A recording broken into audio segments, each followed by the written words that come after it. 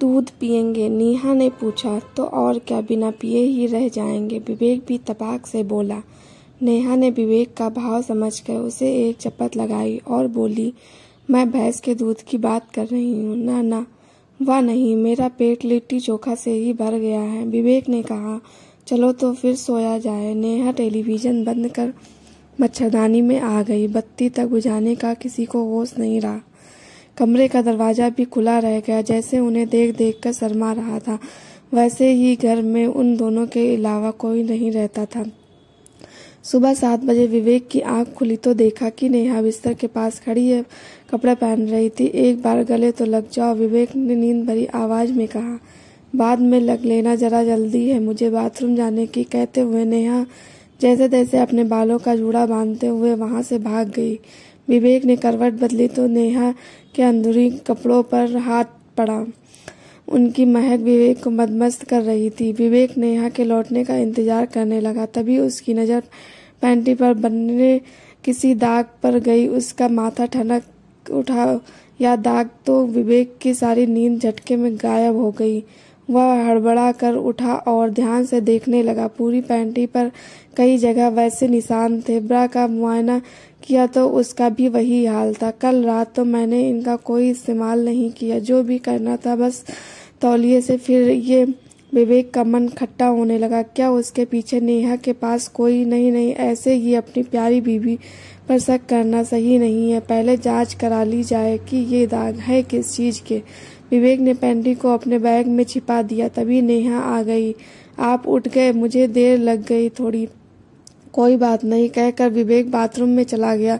जब वह लौटा तो देखा कि नेहा कुछ ढूंढ रही थी। क्या देख रही हो? मेरी पैंटी न जाने कहाँ गायब हो गई। ब्रा तो पहन ली है मैंने, चूहा ले गया होगा। चलो नाश्ता बनाओ, मुझे आज जल्दी जाना है, विवेक ने उसे टालते हुए कहा। नेहा भी मुस्कुरा उठी। नाश्ता कर विवेक सीधा अपने दोस्त राजीव के पास पहुंचा। उसकी पैथोलॉजी लैब थी। विवेक ने राजीव को सारी बात बताई। उसकी सांसें घबराहट के मारे तेज होती जा रही थी। अरे अपना हार्ट फेल करा के अब तू मर मत, मैं चेक करता हूँ। विवेक ने राजीव को पैंटी दे दी। शाम को आना, बता दूंगा। दाग किस चीज के हैं? राजीव ने कहा। विवेक ने रजामंदी में सिर हिलाया और वहां से निकल गया। दिन भर वह पागलों की तरह घूमता रहा। शाम को धड़कते दिल से राजीव के पास पहुंचा। क्या रिपोर्ट आई? राजीव ने भरे मन से जवाब दिया। यार दाग तो वही है जो तू सोच रहा है, लेकिन अब इससे किसी फैसले पर तो विवेक स्तब्ध रह गया। राजीव उसे समझाने की कोशिश करता रहा, लेकिन उसका मन सुन्न हो चुका था। घर पहुंचा तो नेहा दरवाजे पर ही खड़ी मिली। वहां कहाँ गायब थे? दिन भर किसी से कुछ काम था, कहता हुआ विवेक सिर पकड़ कर पलंग पर बैठ गया। तबीयत तो ठीक है ना आपकी? नेहा ने विवेक के पास बैठकर उसके कंधे पर हाथ रखा। सिर में बहुत तेज दर्द हो रहा है। बैठिए, मैं चाय बनाकर लाती हूँ, कहते हुए नेहा रसोई घर में चली गई। विवेक ने नेहा की पैंटी को गद्दे के नीचे दबा दिया। चाय पीकर वह बिस्तर पर लेट गया। रात को नेहा खाना लेकर आई और बोली, अजी अब आप मुझे भी मार देंगे क्या? बताइए तो सही, क्या हुआ? कुछ बात नहीं, बस एक बार बहुत बड़े नुकसान का डर सता रहा है, कहकर विवेक खाना खाने लगा। अपना ख्याल रखिए, कहते हुए नेहा विवेक के पास आकर बैठ गई। विवेक सोच रहा था कि नेहा का जो रूप अभी सामने है वह सच्चा है या जो रिपोर्ट में आया है। खाना खत्म कर वह छत पर चला गया। नेहा नीचे आंगन में बैठी उसकी ओर देख रही थी।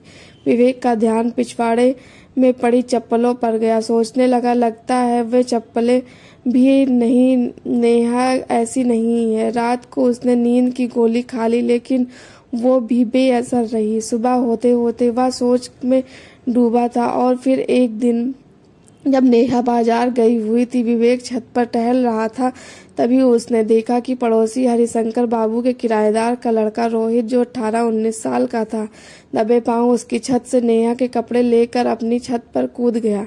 विवेक चौंक गया, धीरे से उसकी छत पर उतरा और नीचे जाकर देखा तो रोहित किसी लड़के के साथ बैठा था और नेहा के कपड़ों का बेहुदे कमेंट्स कर रहा था। विवेक यह सब देखकर सन्न रह गया।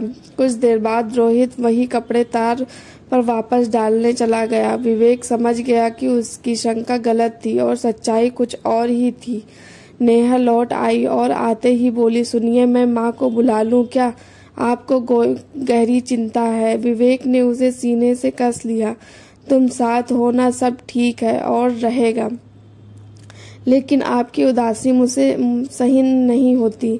अब के बाद यह उदासी नहीं दिखेगी। खुश मेरी जान ले लेंगे आप, कहते हुए नेहा रो पड़ी। विवेक की आंखों से भी आंसू बहने लगे। अब मैं ड्राइवर रख लूँगा और तुम्हारे साथ ज़्यादा वक्त बिताऊंगा। और उनके चारों ओर प्यार फिर से मुस्कुराने लगे।